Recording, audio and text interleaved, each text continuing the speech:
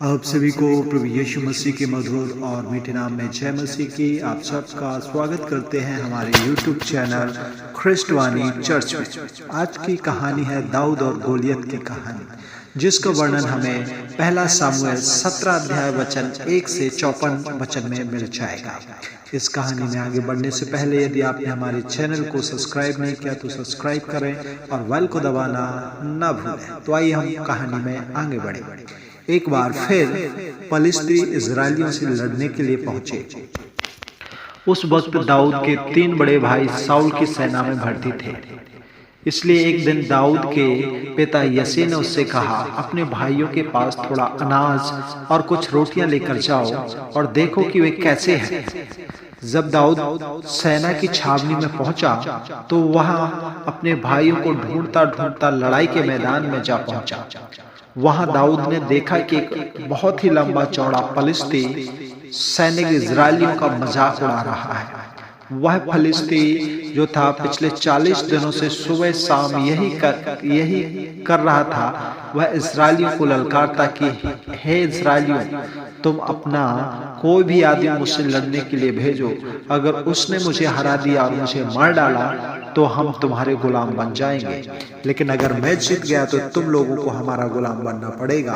मैं तुम्हें चुनौती देता हूं, तुम जिसे चाहो मुझसे लड़ने को भेज सकते हो। यह सब देखकर दाऊद ने कुछ सैनिकों से पूछा, जो आदमी इस फलिस्ती को मार डालेगा और इजरायलियों को शर्मिंदा होने से बचाएगा, उसे क्या इनाम मिलेगा?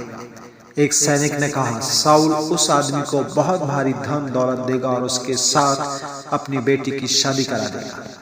लेकिन गोलियत का मुकाबला करने की हिम्मत किसी से नहीं थी। उसे देखते ही सारे इजरायलियों की सिट्टी पिट्टी गुम हो जाती थी। वह 9 फीट से भी ज्यादा लंबा था। उसके आगे आगे एक सैनिक उसकी ढाल लेकर चलता था। जब दाऊद ने गोलियत से लड़ने की बात कही तो कुछ सैनिकों ने यह खबर राजा साउल को दी। साउल ने दाऊद से कहा, तुम उससे कैसे लड़ सकते हो? तुम तो बहुत छोटे हो, जबकि वह फलिस्ती तो कई सालों से लड़ाई कर रहा है। दाऊद ने कहा, मैं एक शेर और एक भालू को मार चुका हूं, जो मेरे पिता की भेड़ उठा ले गए थे। इस फलिस्ती का हाल भी उसकी तरह ही हो जाएगा। इस काम में यहोवा मेरी मदद करेगा। तब साउल ने दाऊद से कहा, जाओ, यहोवा तुम्हारी रक्षा करे। तब दाऊद नदी के किनारे गया और वहां से उसने 5 चिकने पत्थर उठाकर अपनी थैली में रख लिए। फिर उसने अपना गोफन लिया और गोलियत से लड़ने के लिए चल पड़ा।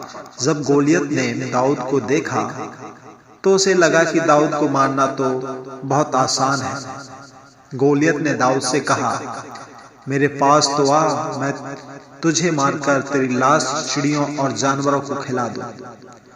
तब दाऊद ने कहा, तू तलवार, भाला और वर्षा लेकर मुझसे लड़ने आ रहा है, लेकिन मैं यहोवा के नाम से तुझसे लड़ने आ रहा हूं। आज के दिन यहोवा तुझे मेरे हाथ में कर देगा और मैं तुझे खत्म भी कर दूंगा। इतना कहकर दाऊद गोलियत की तरफ दौड़ा। उसने अपनी थैली में से एक चिकना पत्थर निकाला, उसे अपनी गोफन में रखा और पूरा जोर लगाकर गोलियत की तरफ फेंका। वह पत्थर सीधा गोलियत के माथे में जा धंस गया और वह उसी वक्त गिरकर मर गया। जब फलिस्तियों ने देखा कि उसका बहादुर आदमी जमीन पर पड़ा है तो वे सब के सब दुम दबाकर भाग गए। इजरायलियों ने उनका पीछा किया और उन्हें हरा दिया। तो मेरे प्रिय भाई और बहनों, यह थी दाऊद और गोलियत की कहानी। आपको कैसी लगी आप हमें कमेंट करके जरूर बताइए। प्रभु आप सबको आशीष दे। God bless you.